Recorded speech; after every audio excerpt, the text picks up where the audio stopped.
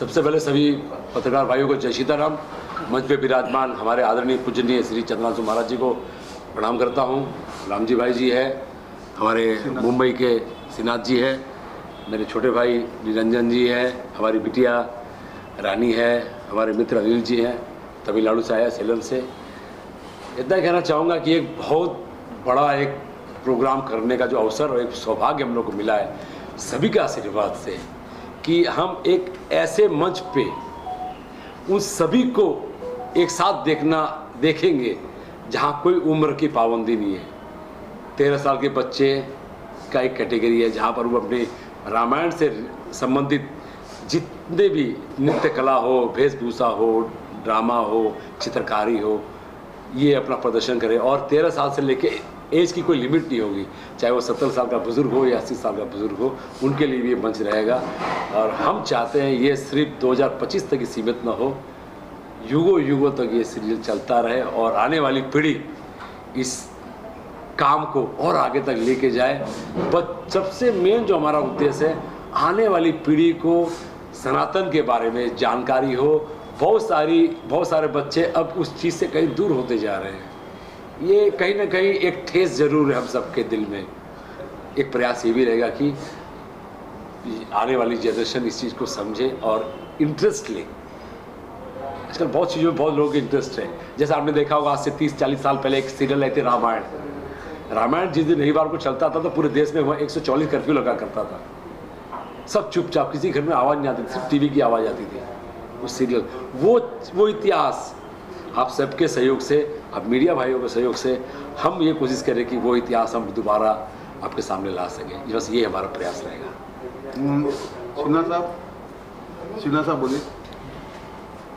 Sir, संस्था तो आपने बनाया ही है और ये जो श्री राम महोत्सव है 2025 अयोध्या, तो इसको किस तरह से हर घरों में जाकर इस संस्था को नाम जुबान पर लाने का काम कोशिश करेंगे और किस तरह से लोग आकर राम कथा सुनना चाहेंगे? क्या ऐसा कुछ भूमिका होगी? देखिए, भूमिका का शुरुआत हो चुकी है। अभी इस होटल के सामने ग्राउंड में राम कथा का आयोजन चल रहा है, जहाँ की रोज़ 3-4 हज़ार दर्शक आते हैं। वहाँ से भी इस कार्यक्रम के बारे में अनाउंस किया जाएगा। इसके अलावा और भी बहुत से हमारे छोटे छोटे धार्मिक कार्यक्रम होते हैं, क्योंकि मैं तो ज़्यादातर धार्मिक कार्यक्रम में ही भाग लेता हूं और उसे ही करता हूं। तो उस कार्यक्रम के माध्यम से और प्लस आज जो हमारी सोशल मीडिया है, व्हाट्सएप है, फेसबुक है, बाकी और भी जो मीडिया है, उन मीडिया के थ्रू हम लोग का कोशिश ये रहेगा कि कार्यक्रम की रूपरेखा हर घर घर में जाए, ताकि इस कार्यक्रम में ज़्यादा से ज़्यादा लोग शामिल हो सकें। बीच राष्ट्रीय कथाकार चंद्रांशु महाराज जी आए हैं और इस राम महोत्सव के मुख्य शर्मा जी हैं, अनिल जी हैं, रानी पाठक है और निरंजन है। ये बेंगलोर से हैं और पूरा प्रयास इन्हों का है। आयोजक ये हैं और संयोजक मैं हूँ। सफल बनाने में इनके साथ हूँ। दिल्ली की प्रेस कॉन्फ्रेंस में था और यहाँ पे इस प्रेस कॉन्फ्रेंस इस राम उत्सव को आगे बढ़ाना और ज़्यादा से ज़्यादा माइलेज मिले, इसके लिए ये प्रेस कॉन्फ्रेंस आयोजित की गई है। आप इनसे आप चर्चा कर सकते हैं। महाराज जी, इस संस्था के जो बैनर तले हैं सभी ने अपनी अपनी जगहों पे मुख्य भूमिका निभाई है। तो आप यहाँ मुंबई में आपका आगमन हुआ है, किस तरह से यहाँ पे राम कथा करके आम जनताओं के, आपके भक्तगणों को किस तरह से एक संदेश देना चाहेंगे पूरे भारत देश? बहुत बहुत धन्यवाद। सबसे पहले आप सभी पत्रकार साथियों को मैं अभिनंदन करता हूँ व्यक्तिगत तौर पर भी। आप जानते हैं कि सन 1947 में मेरा देश आज़ाद हुआ। मुग़लों के आक्रांताओं के चंगुल से अभी भी कहीं बाकी है। अंग्रेज़ों के द्वारा तो हम लोग कहीं आज़ाद हुए, पर सांस्कृतिक लड़ाई बाकी थी। आप सबको याद होगा कि हमारे सनातन धर्म को मानने वाले, आंदोलन करने वाले जितने भी कारसेवक थे या उनके अग्रणी भूमिका निभाने वाले लोग थे, उस समय उन्होंने कहा था कि प्रमुख रूप से हमारे 3 स्थानों को दे दो। एक तो अयोध्या का राम मंदिर दे दो, काशी विश्वनाथ दे दो और तीसरा मथुरा कृष्ण जन्मभूमि दे दो।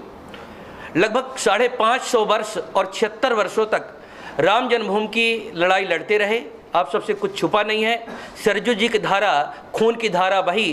कारसेवकों ने, राम भक्तों ने अपने प्राणों की आहुति दिया। बहुत सारी लड़ाई हुई, तब जाकर के माननीय सुप्रीम कोर्ट सर्वोच्चतम न्यायालय ने हम लोगों को यह घोषित किया कि राम मंदिर जहाँ पर भगवान बैठे हैं वह भगवान राम की ही मंदिर है और वहाँ पर राम मंदिर ही बनना चाहिए।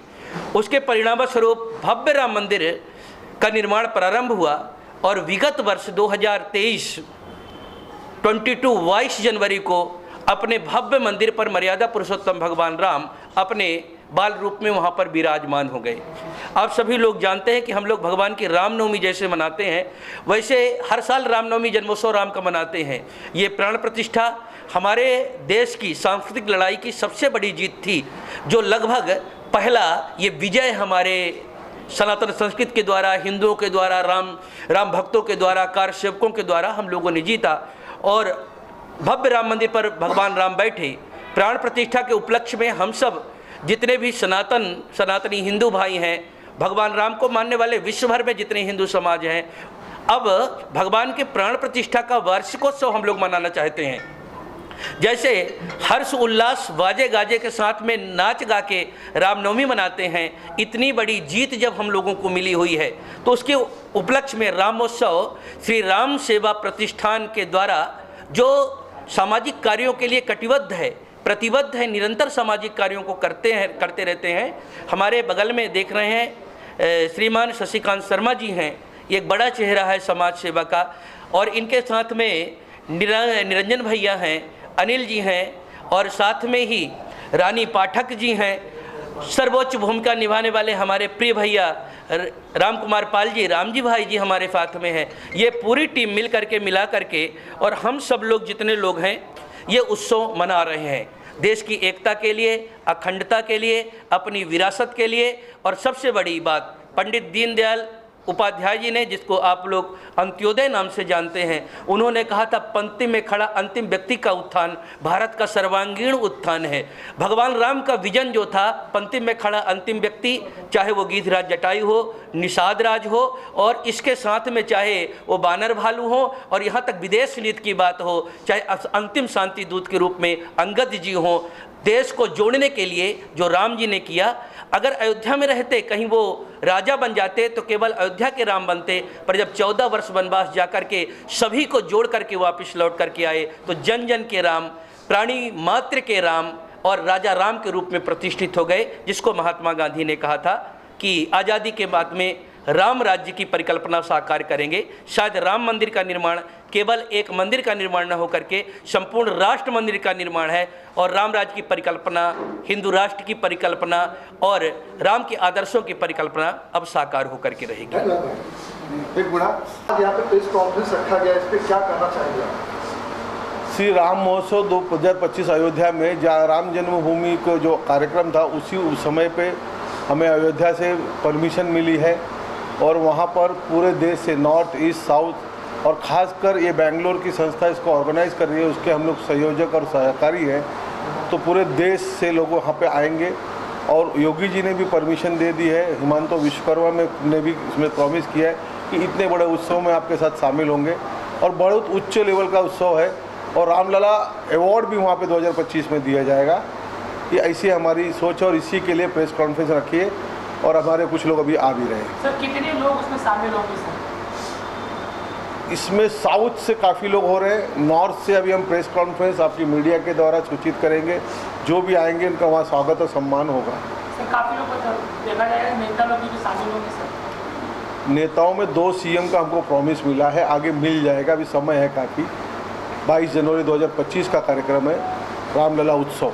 सर लोगों को क्या आग्रह करना चाहते हैं कि? लोगों से यही कहना चाहेंगे कि जो अभी एक रहेंगे तो सेफ रहेंगे वाले मामले के हिसाब से, और आपको वहाँ पे आना, आज अयोध्या आज 5 लाख लोग रोज़ दर्शन कर रहे हैं अयोध्या में। टूरिज़्म का बहुत बड़ा हब हुआ और होते भी जा रहा है और धार्मिक एक हमारी 500 साल की लड़ाई की जीत है। इसी के लिए राम महोत्सव का वहाँ पर कार्यक्रम आयोजित कर रहे हैं। सर जिस तरह से राम मंदिर महोत्सव हुआ, मंदिर बना, तो श्री राम महोत्सव का किस तरह से आप लोग का आगे का रणनीति रहेगी? इस श्री राम महोत्सव उन्हीं के तर्ज पे है। इस बार सरकार ने कोई डिक्लेयर नहीं किया है करने के लिए, तो हमें मौका दिया चंपक राय जी ने कि आप करिए और आपको हमारा समर्थन रहेगा और हमारे संपर्क भी हैं, अच्छे हैं, उनका आशीर्वाद हमारे ऊपर है। और हम अच्छा ही काम कर रहे हैं तो अच्छे काम के लिए, धर्म के काम के लिए और एक 500 साल की लड़ाई की जीत के उत्सव को मनाने जा रहे हैं तो कोई भी सहकार करेगा। जैसे आपने कहा कि रूपरेखा किस तरह से रहेगी? रूपरेखा अभी हम तो बताया आपको, 2 जन ने प्रॉमिस किया, बाकी देश के सारे लोग आएंगे और शायद कोशिश करेंगे मीडिया का इतना अगर प्रचार और सनातन धर्म के लोग जागे तो शायद हमारे यहाँ मोदी जी भी पधारेंगे उत्सव में तो बहुत आनंद आएगा। सर जो अवार्ड शो करने वाले हैं सर, अवार्ड शो जो करने वाले पॉलिटिकल होगा या धार्मिक होगा, क्योंकि कई अवार्ड सामाजिक संस्थाओं को अवार्ड दिया जाएगा, क्या ये धार्मिक होगा और धार्मिक स्थान पे हो रहा है और इनका नेतृत्व हनुमानगढ़ी के संजय दास जी कर रहे हैं, ज्ञानदास जी कर रहे हैं, नित्य गोपाल दास जी कर रहे हैं, तो उसमें उस तरह का अवार्ड फंक्शन नहीं होगा, धार्मिक ही होगा। किस तरह की तैयारियां कर रहे हैं सर अभी?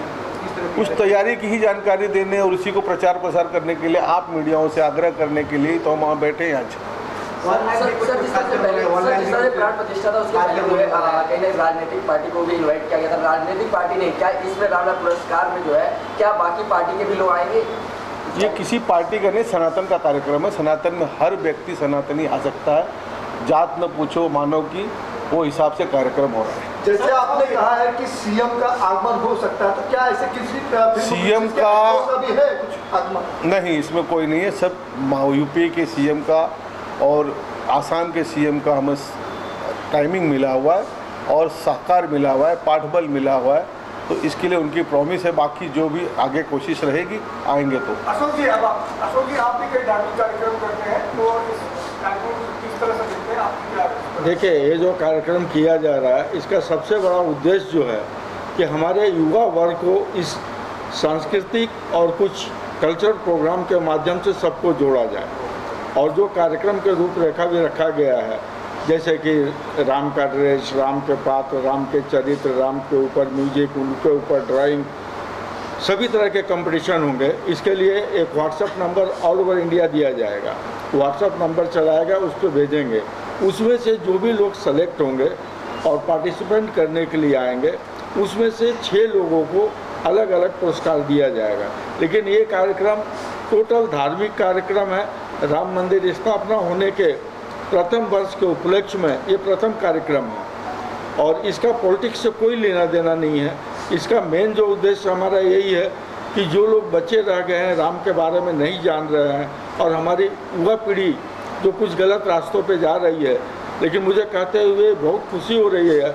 आज जिस तीर्थ स्थल पे जाइए हमारे युवाओं की संख्या बहुत ज़्यादा है वहाँ पे, तो हम लोग का टारगेट यही है कि जो भी और बच्चे रह गए हैं सब लोग वहाँ पे आए और राम दर्शन भी करें और राम महोत्सव में भाग भी लें और ये कार्यक्रम को सफल बनाने के लिए हम लोग पूरे जी जान से लगे हुए हैं। अशोक सर, जिस प्रकार से आपके मित्र राम जी हैं और जिस प्रकार से हमेशा तक कुछ भी हो भगवान का यूपी से लेकर दिल्ली तक हमेशा जुड़े रहते हैं, आपका कहना क्या इसके बारे में? भाई देखिए, हर व्यक्ति का जीवन का कुछ उद्देश्य होता है। राम भाई का उद्देश्य एक ही है कि धर्म के माध्यम से लोगों को जुड़ो और उस माध्यम से जुड़ने का सबसे बड़ा फायदा ये होता है कि वहाँ लोग बिना स्वार्थ के एक दूसरे से जुड़ते हैं और जहाँ भी बिना स्वार्थ से एक दूसरे से जुड़ते हैं वहाँ पे एक प्यार मोहब्बत बना रहता है सब में। सर, एक जैसे कहा गया कि राम